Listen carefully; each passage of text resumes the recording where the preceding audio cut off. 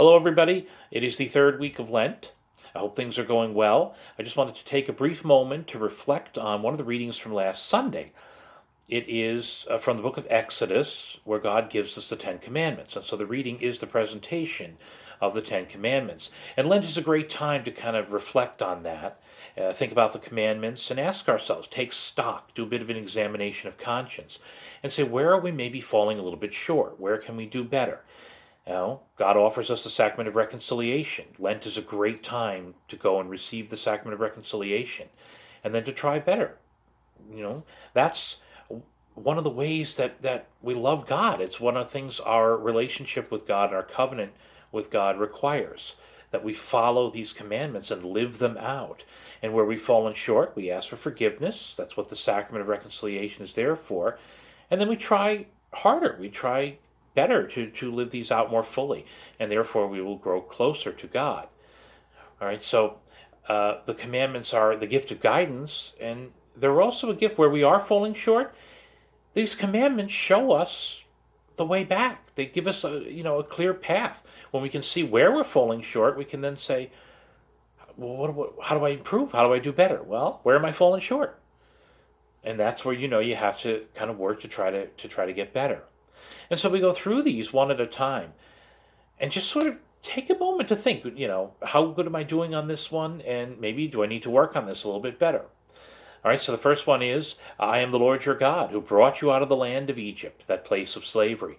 You shall not have other gods besides me. So here God is establishing that He is our God. He loves us, and He has freed us from slavery. For the Egyptians, or for the Israelites, it was slavery in Egypt. For us, it's slavery to sin. He's offered us a way out. You don't worship anything above God. How many times do we make false gods today? False gods out of ourselves. We hold ourselves above God, and we take care of our own needs and wants, and maybe more than we take care of our relationship with God.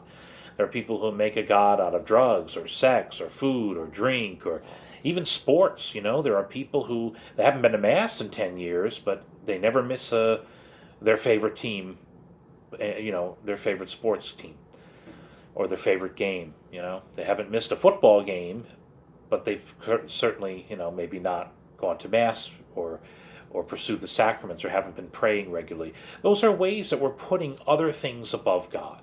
God must come first. If we love Him, we need to put Him first and really keep our commitments to Him. Prayer regularly, receiving the sacraments regularly, and pursuing it, trying to follow what He teaches us to do and follow His example. And then it goes on, the second commandment is, you shall not take the name of the Lord your God in vain. All right? How often do we hear people use the Lord's name selfishly, in vain?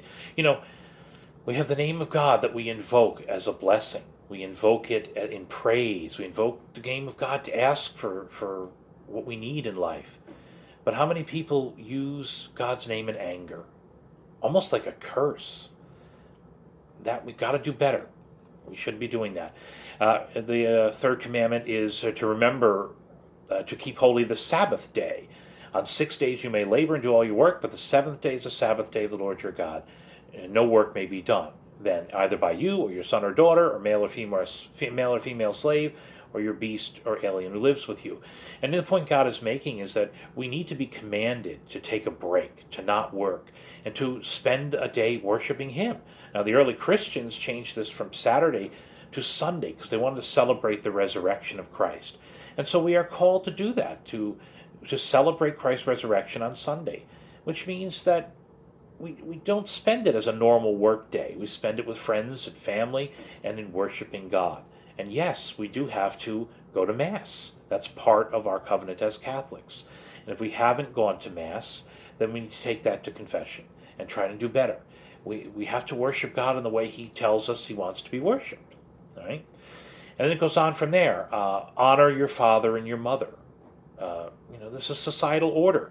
These next commandments really deal with our relationship with each other, where the first three deal with our relationship between us and God. These next commandments deal with our relationship with others. So you honor your father and mother, Do not kill, do not commit adultery, do not steal, even a little bit, Uh, what if you steal, like, for example, your boss's time? You punch in at work and then you're not really working. You're not doing what you're expected to do. You know, we can't be stealing. And Jesus expanded, he said, you've heard it say, do not commit murder.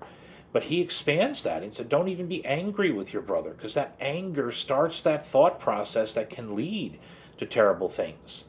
Don't be angry or curse out your brother or say mean things to him. And then, of course, do not commit adultery, do not steal, do not bear false witness against your neighbor. And then the last two, do not covet your neighbor's house or your neighbor's wife or his male or female slave or his ox or ass or anything else that belongs to him. You know, these two deal with covetousness, which is like envy, all right? You have jealousy. The jealous want what other people have. The envious want to take away what others have. They want to say, that person's not so great, try and take away their reputation. Or they say, if I can't have this, no one should. What makes them better than me? Why do they have more than I have? This is kind of a bitterness that begins in our own mind and heart. It's envy. Covetousness is related to envy.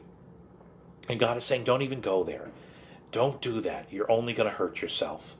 And so, these commandments call on us to control ourselves in various different ways so that we can have a closer relationship to God, a closer relationship to our neighbors, and even a better relationship within ourselves, because we're not pursuing things like jealousy, anger, and covetousness.